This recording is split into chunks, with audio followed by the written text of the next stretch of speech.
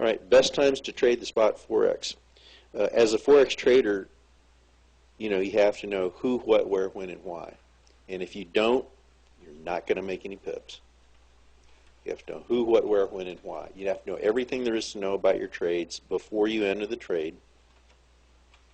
Then, if you have all those right, you're going to make pips. It's inevitable. Obviously, most Forex traders don't. Tonight we're going to talk about the when part. I said who, what, where, when, and why. Let's talk about when. Okay. There's two major Forex trading sessions, the Asian session and then the major session, the European/American session, which I'm going to refer to as the main session. Now, I took these two illustrations from one of my Google Knolls.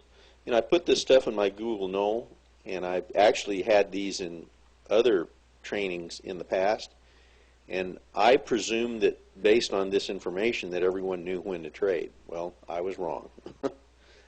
I had some people that still didn't. I had people that were placing every single trade in the Asian session and wondering what was going on. I still had a few of those, and I might still, I don't know, because nobody tells me what they're doing. Some people do. And I presume that by showing them this information that they understood that the most volatile times of the market and market participation was at the old top of the mountain there. Okay? Well, they didn't understand that, so I tried to become more specific. Okay? So, but it is obvious that the most activity is in the main session. But 80 to 90% of the good sustainable entries are in a pretty small window of time. Now, I did not say 100% of the entries. Okay, I said 80 to 90%. And so roughly about 3 hours ahead of the U.S. stock market open to about 1 hour afterward. And remember, these are entries. Okay, a sustainable entry is defined as just a strong movement, at least 75 to 100 pips, which gives you the flexibility to close lots and move your stop to break even. 75 to 100 is conservative. Some of these moves are 300-400 pips, okay, because you have more participation. Okay, but it gives you a lot of flexibility. You can close some lots out, move your stop to break even, and go enjoy your day at 11:30 Central Time in the morning, right? So your exit times are later in the session. These are your entry times. Okay, now some pairs like the pound Swiss and Euro pound, which Euro Swiss even maybe, which are completely domiciled in Europe, they could move sooner. Okay, ahead of that 4 to 5 hour window of time. Now, during and immediately around that 4 to 5 hour window of time, the news calendar is generally loaded. Tomorrow morning, the USD news is in that 4 to 5 hour window of time. Okay, it's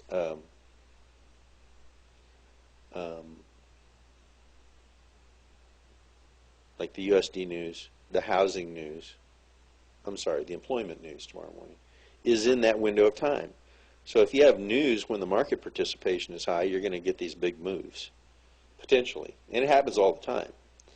Now, I used to think everybody knew this, but I had to make this, I had to write this article here that I found out that some people still didn't know this.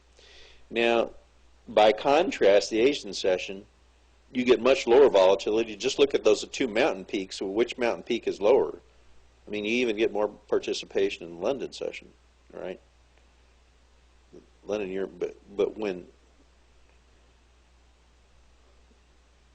so the Tokyo session, not too much participation, smaller markets, and that could change 15 years from now, I don't know, but I'm just saying, the movements in the Asian session, they'll move and then they'll retrace. And there's some other rules you could follow if you want to trade a little bit in the Asian session. And they're all clearly outlined here. Please don't violate them. You'll just lose money or scalp. So you will get an entry in the Asian session, but the actual number of times you'll get it is maybe 1/10 or 1/12 as much as you would in the main session. In the main session, you could literally enter trades every day using the Forex heat map and our trading plans. you might enter trades 10, 15 days in a row. So the Asian session volatility and institutional participation is just very small compared to the main session. And there's a lot of different pairs you'll never trade in the Asian session. And I've got them outlined here, a lot of different currencies, okay, individual currencies. Now, if you want to trade in the Asian session, I've got some pretty strict guidelines, like 1 year of successful experience in the main session. Not as some kind of crutch, right? But if you have 1 year of successful trading experience in the main session, then start looking for extra pips in the Asian session. No problem. But that's not what people do. Okay?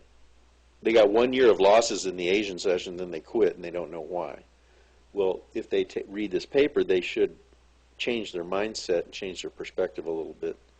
Okay?